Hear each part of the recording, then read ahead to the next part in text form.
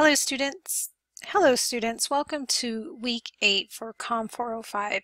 This week and our last week of the course we'll be talking about types of rhetoric. This information is highlighted in chapter 14 of our course text, and it's important that you follow along there to really get the most out of this lecture.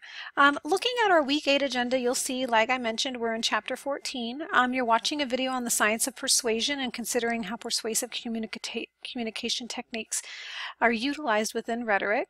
You're completing your weekly review number 8, which is a discussion board, as well as your critical assignment. It's important to take note of the modified deadlines this week. As you know, the course does end on December 23rd, so it's very important that you understand that and that you understand that there are different deadlines in the syllabus for the week 8 assignments. For example, your original post for your discussion board is due Thursday, December 22nd, and the replies are due no later than Friday.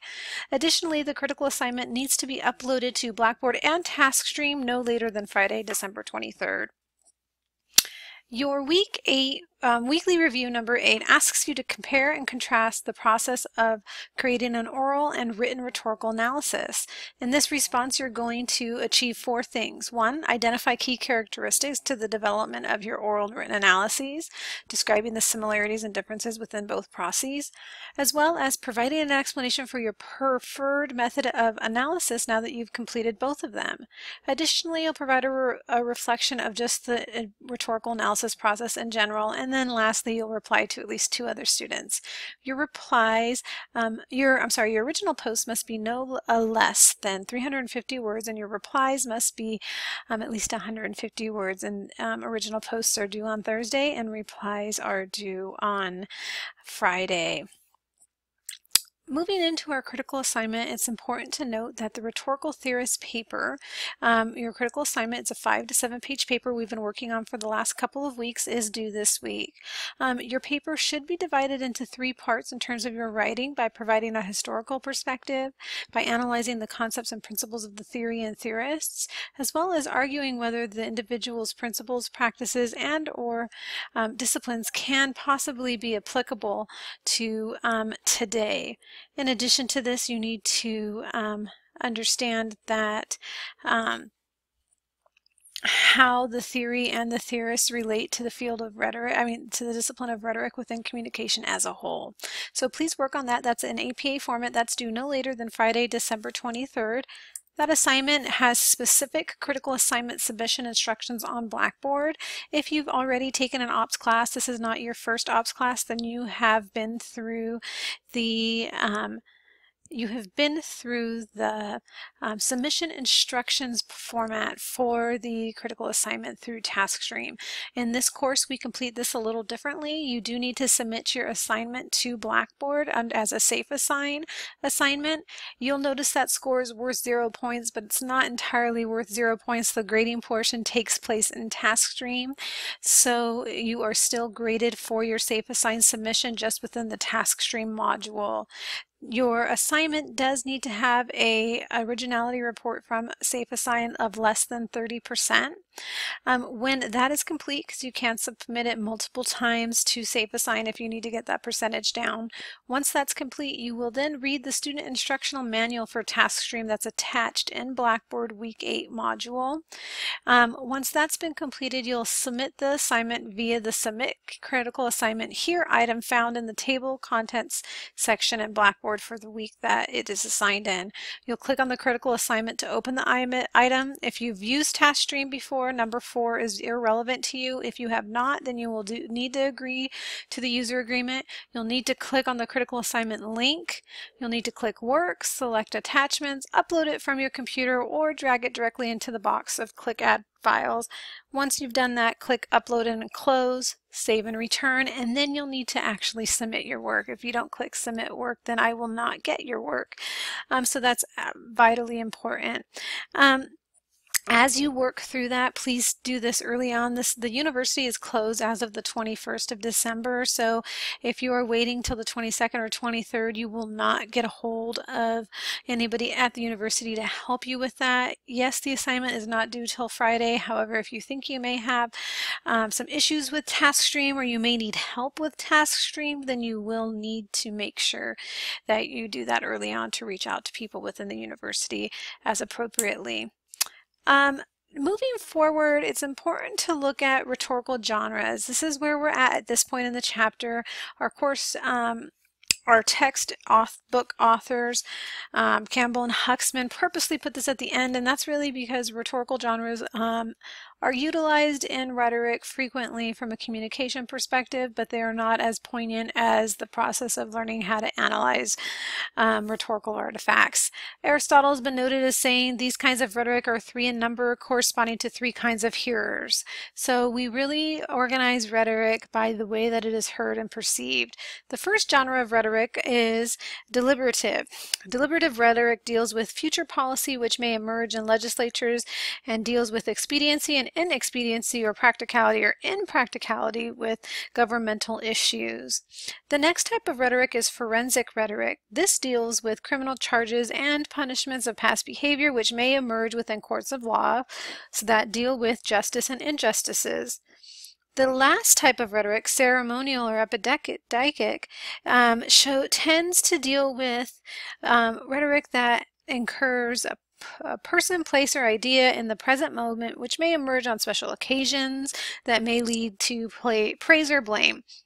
Really, though, if you look within any kind of society, Aristotle saw that types of speech from a rhetorical basis can be categorized within 3 areas: deliberative, forensic, or ceremonial. So as you go through that, it's important to know that when we're looking at this, we can organize our rhetorical analyses or artifacts within 3 different areas. You'll find that many of yours were ceremonial or epideic, dealing with just some type of general communication in life, maybe not forensically based or deliberatively based, maybe so. However, you will see that maybe where yours could have fit. As we move through these rhetorical analyses, it's important to know that we need to consider rhetorical analysis as action research. Conducting a rhetorical analysis or rhetorical criticism in the graduate level is actually considered a form of critical or historical research methods. Critical methods or action research considers how language is used to persuade others, using metaphors, analogies, or symbols, or how narratives or stories are being told. They also considers how people come to identify with one another through common bonds. Really, rhetorical analysis is our form of kind of an argumentative research project. In our graduate program, we have students that actually write their thesis paper as a rhetorical analysis rather than conducting quantitative or qualitative research. So it's really important to understand that rhetoric at this point is really a form of action research, something we're digging in there and using and finding current events to support how these communication tactics or persuasive communication techniques are utilized within any given setting. To help us do that, we often look at rhetoric as a descriptive analysis, and this may be familiar to you. It's been used in the text here and there, but if we look at it in a circular fashion, we'll see that there are 7 areas that we can utilize a descriptive analysis in understanding types of rhetoric as action research.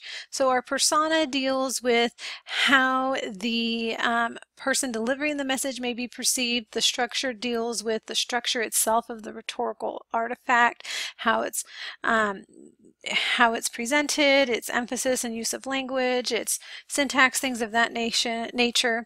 When we also look at rhetorical analyses, if we utilize the descriptive analysis with our artifact, we look at evidence, what proof is provided to show the point that the persuasive communicator or the rhetoric is using within their particular communication artifact. The tone, if it's reverential, formal, unifying, uplifting, or impersonal, can also play a huge factor in how the communication is received. Remember, descriptive analysis is describing this artifact in many different ways. It's really the next step we get into after we've looked at the artifact, after we've begun to analyze it. Now we're going to analyze it utilizing another area. When you get into graduate studies at this point with rhetoric and rhetorical analyses, you begin to use rhetorical theories to explain your analysis and what you're saying. We didn't get into that too much in this class. We're just really kind of just providing more of our introductory overview of what this is. Strategies deals with the use of language and formal appeals and traditional and valued arguments that are utilized to explain and discuss the rhetorical artifact itself. The purpose is self-explanatory. What purpose does this particular communication piece hold? And then the audience also is who's this communication piece directed towards. So it's really important to take a look at this point, especially as you're starting to look at your rhetorical analyses and in your weekly review analyzing the oral versus the written analysis and determining how this which one you prefer and how they are both utilized. Really, in specified terms, the elements of a descriptive analysis utilizes a fourfold purpose. One, a descriptive analysis is used to acknowledge the discourse within a rhetorical artifact, as well as keeping the topic of the communication artifact at the center of the discourse, and then 3, reunites the communication artifact with its audience, and then also provides a valid purpose within its strategy, structure, evidence, and tone. So it's really important to keep those things in mind as you are going through the last assignments this week, and even as you're looking at your theory when you're writing your theory paper. As you look forward into the Week 8 agenda, again, just to recap, weekly review number 8, the original post is due Thursday, December 22nd. Reply posts are due on Friday, December 23rd. Your critical assignment paper is due no later than Friday, December 3rd, and that's due via Blackboard and TaskStream, so do not wait to the last minute to get that done. I pray you all have a blessed week. It's been a great course, and I just pray that you have a wonderful holiday season. I look forward to interacting with you this week. God bless.